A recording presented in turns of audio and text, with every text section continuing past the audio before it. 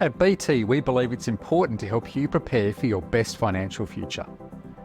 Whilst the end of the financial year may feel like it's still some time away, it is important to start considering whether there are options available to you that could give you a boost in your future savings or retirement plans, or simply to help you prepare for your best financial future. To help you consider your options, I want to provide you with some thoughts that you could consider. However, it is important to remember that these comments are general in nature and don't take into account your personal circumstances or situation. One of the options you could consider is making additional pre-tax contributions into your superannuation.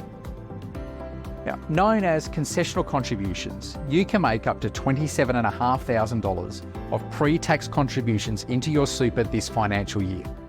However, it is important to be aware of what makes up this total, as they can come from a range of different sources. This includes any contributions an employer makes to your super as a condition of your employment, such as the compulsory superannuation guarantee or SG contributions. And also think about amounts that you have elected to salary sacrifice as additional contributions to your superannuation savings. If the total of these amounts for this financial year will be less than $27,500, then you could consider making additional contributions to bring it closer to that $27,500 mark and potentially claim a tax deduction for those extra contributions. Not only does this save you tax, but it gives you a boost to your future retirement savings. Now, to claim the amount as a tax deduction, you will need to complete some paperwork with your superannuation fund, which is usually done after year end, but importantly, it must be done before you lodge your personal income tax return. This is important because not doing this properly can lead to the deduction being denied.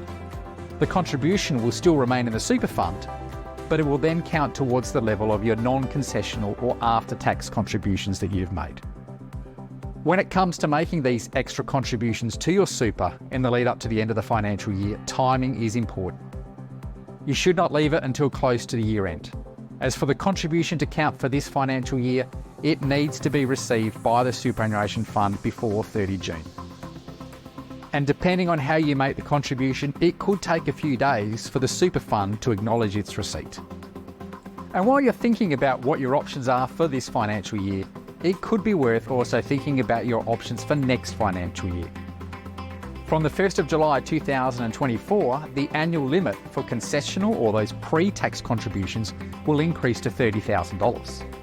While some of this might be absorbed by the increase in super guarantee contributions from your employer, there might be an opportunity for you to consider increasing your level of salary sacrifice contributions throughout the year.